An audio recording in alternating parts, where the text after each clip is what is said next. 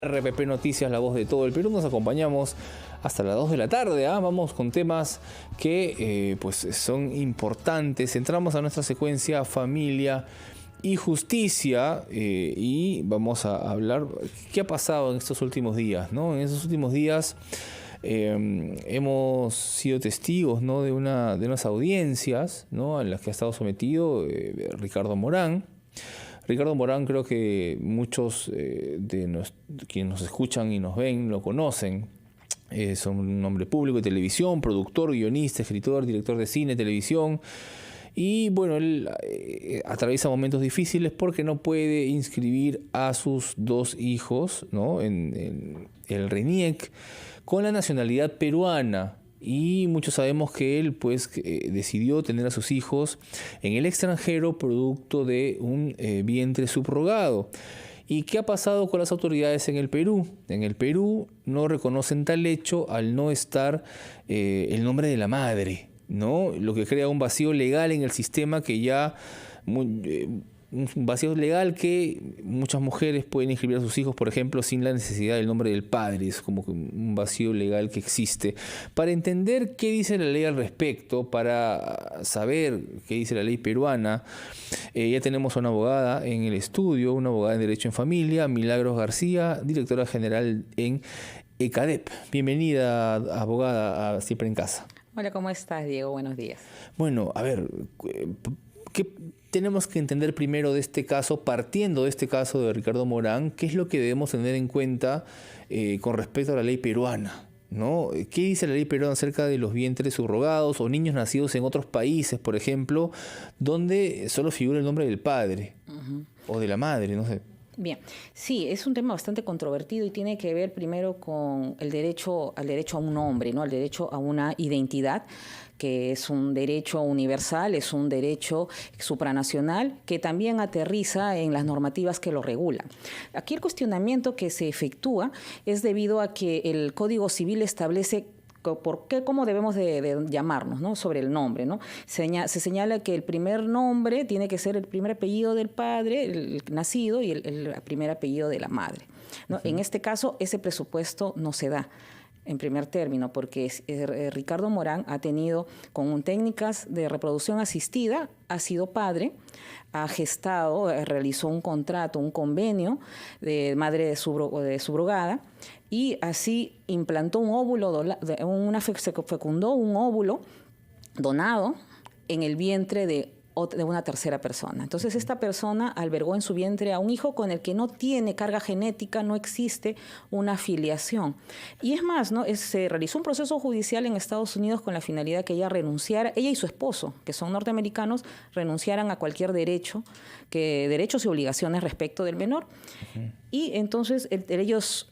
Esa sentencia la ha traído aquí, debidamente protocolizada, Ricardo Morán, para adjuntarla a su demanda. Y los hijos nacieron allá, eso es bastante claro. Sí, los niños tienen nacionalidad norteamericana. Ajá. O sea, los niños tienen ya un nombre, no es que se está vulnerando su derecho a un nombre, ellos tienen un nombre, una identidad, pero esta es norteamericana. Lo que Ricardo Morán reclama es que en el Perú también sea reconocida la nacionalidad de sus hijos, y para ello está solicitando que se inscriba su paternidad, se inscriba el nacimiento de los niños ante la RENIEC. Entonces, él adjuntó toda esta sentencia norteamericana a su pretensión y, bueno, administrativamente se inició este procedimiento administrativo y finalmente RENIEC, ¿qué es lo que hace? Declara improcedente la inscripción, consecuentemente improcedente también la pretensión de que se declare la paternidad de esos niños, de sus hijos, aquí en el Perú. Y eso es el producto de lo que se encuentra la acción de amparo en este momento, ya tienen que resolver los magistrados. ¿Y por qué fallar en contra de eso? O sea, ¿cuáles son los argumentos de esta es que es sentencia, ¿no? Sí, es una sentencia. Exacto. Primero, en la vía administrativa, se agotó la vía administrativa, y luego interpuso la acción de amparo porque se considera que están vulnerando derechos fundamentales de rango constitucional de respecto de los menores. ¿Ya? Sin embargo, la demanda fue declarada infundada, ¿no? Y fueron cuatro argumentos por los cuales el juez de la causa falló en contra de lo peticionado por Ricardo Morán. Abogada, sí. Esos 4 argumentos me los puede dar, por favor, después de escuchar a los anunciantes, ¿le parece? Por supuesto. Dejémoslo ahí, vamos a escuchar los 4 argumentos por los cuales sucedieron esto. Después de escuchar a los anunciantes, volvemos con ese tema después de una pausa en Siempre en Casa.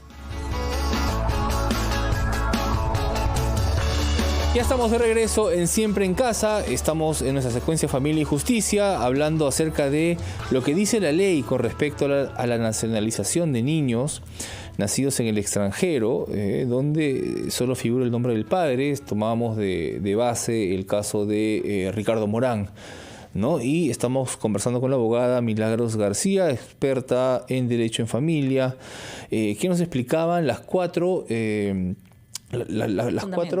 fundamentos de la sentencia por los cuales finalmente no les dan la nacionalidad o la razón a Ricardo Morán. Así es.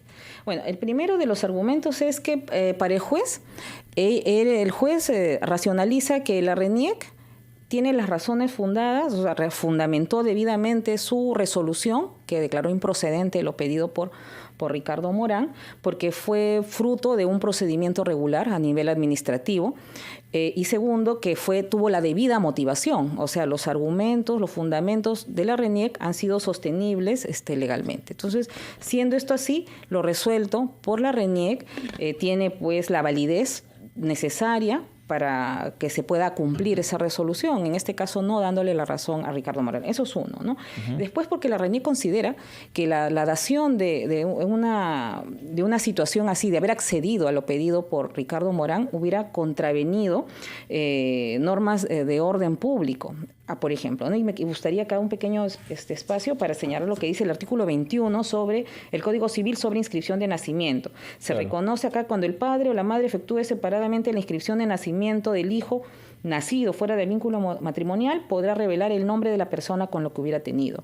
En este aspecto, Ricardo Morán no podría inscribir por este argumento también. Claro. Porque él ha tenido a sus hijos con una ovodonación, implantado, fertilizado e implantado en el vientre de otra persona que no tiene un vínculo de parentesco consanguíneo con los hijos que albergó en su vientre. Claro, y no puede revelar quién ha sido. Exacto. Ni nada. No puede revelarlo y eso ya se estableció en un proceso judicial en Estados Unidos, porque él directamente, o sea, no ha tratado con la donante, sino a través de técnicas de reproducción asistida, consiguió de otra manera la donación de ese óvulo y desconoce la identidad de la donante.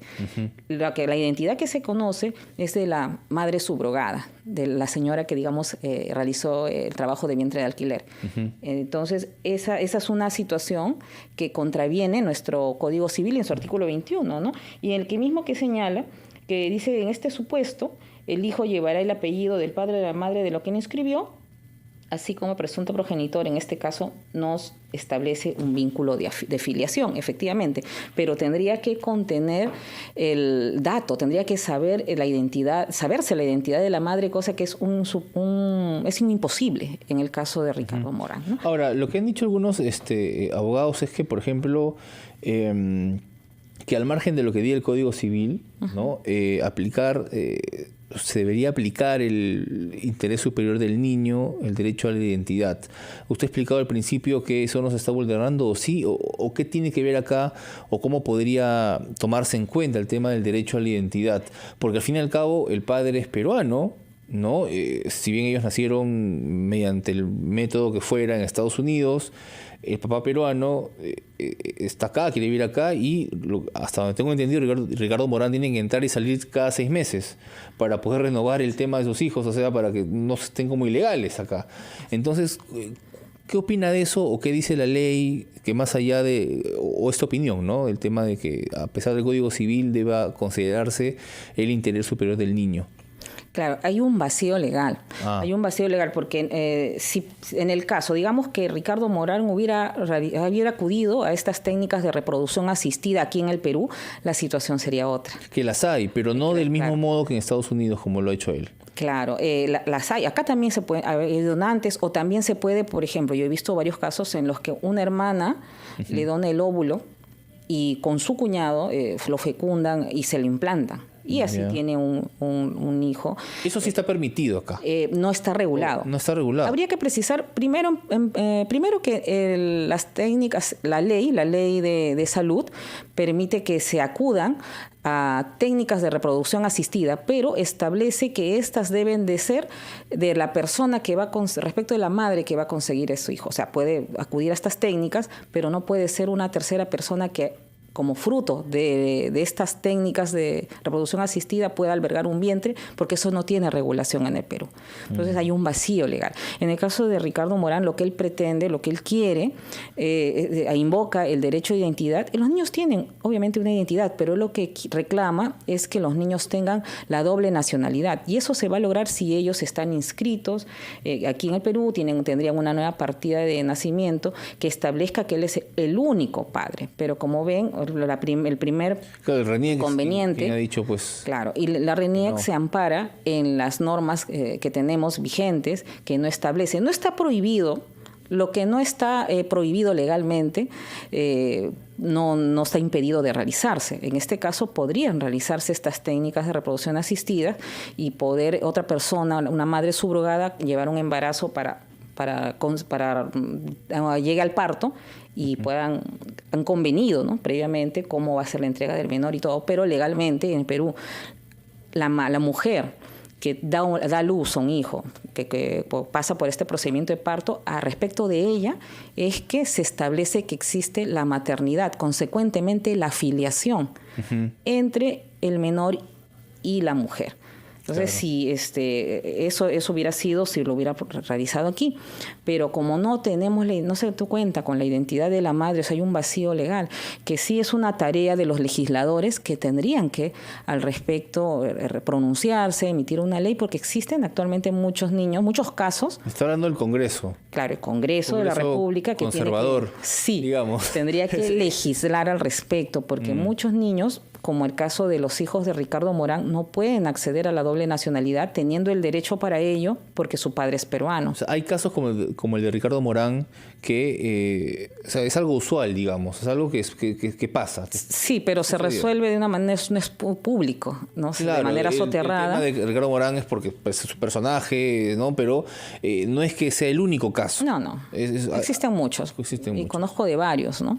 Inclusive en la Corte Suprema ha habido un caso que llegó hasta ese nivel, pero no se trató, no lo abordó de esta manera, no se hizo a través de un juzgado constitucional, sino se realizó un proceso de adopción por excepción, mediante el cual, por ejemplo, ¿no?, para citar un caso, ya nosotros queremos tener un hijo, estamos casados o convivimos, no podemos tenerlo, le digo a una hermana que es fértil, mira, ¿sabes qué? No puedo concebir, bueno, o de repente podemos fecundar un óvulo y se lo implantamos. Entonces, cuando nazca esa criatura, nuestro bebé, ese niño va a tener como filiación, la madre va a tener la filiación con ese bebé, aun cuando ni el óvulo, o sea, lo fecundado, claro, no tenga que ver, no tenga carga genética con ella, ¿no? Entonces, ¿qué podríamos hacer? Si es un tema así, nosotros realizamos, luego que nace el bebé, un proceso judicial de adopción por excepción. Y ese es el caso de la Corte Suprema al que te estoy mencionando, al que hago referencia. En ese procedimiento el Código Civil establece que se puede realizar la adopción por excepción, que es la adopción que se realiza entre familiares. Claro. Somos familiares, somos pareja, mi hermana ha fungido de vientre, claro, de alquiler, ese niño, ese hijo genéticamente es nuestro. Eso sí está dentro de nuestra ley, digamos. Eso está regulado. Entonces nosotros hacemos, para formalizar que los dos seamos padres de esa criatura, tú vas a reconocer ese niño como tu hijo, pero yo cómo voy a mantener una filiación. Entonces hacemos este proceso de adopción por excepción, con la anuencia de ella, para ser yo la madre adoptante, y finalmente este procedimiento, luego de todas las etapas procesales, va a terminar declarando fundada la demanda, porque es válido que, claro, que adoptemos a un niño que es familiar con nosotros, hasta el 4º grado de, claro, parentesco. Interesante conocer que hay más casos y sobre todo variados, ¿no? Variados que tienen que ver con la adopción que usted acaba de mencionar, con hijos, digamos, nacidos en otros países que luego no pueden ser reconocidos acá. Muchísimas gracias, abogada Milagros García, por haber explicado un poco este tema que puede ser un poco controvertido realmente, pero es cuestión de hablarlo y bueno, me ha preocupado que esté en manos de los legisladores, ¿no? Quienes deberían de legislar sobre ello. A ver, no pedimos que todos estén de acuerdo, pero que al menos se discuta, ¿no? Claro, porque estos niños que nacen con estas técnicas de reproducción asistida son una realidad. Sí. Son una realidad y es innegable. Pasando. Y es algo pasando. Sí, así es. ¿Puedo dar mi teléfono? Rapidísimo, por favor, claro que sí. Para asesorías, consultas, por favor, podrían comunicarse al 9593-17652. Muchísimas gracias por la invitación. Muchísimas gracias a usted, abogada Milagros García, especialista en Derecho de Familia. Vamos, son la 1 en punto. Es la 1 en punto, así que vamos a escuchar el gran resumen de la hora, pero no se muevan porque regresamos con el mundo de las mascotas, ¿ah? Los engreídos de la casa, y no son los hijos, son las mascotas. Ya regresamos en Siempre en Casa por RPP, la voz de todo el Perú.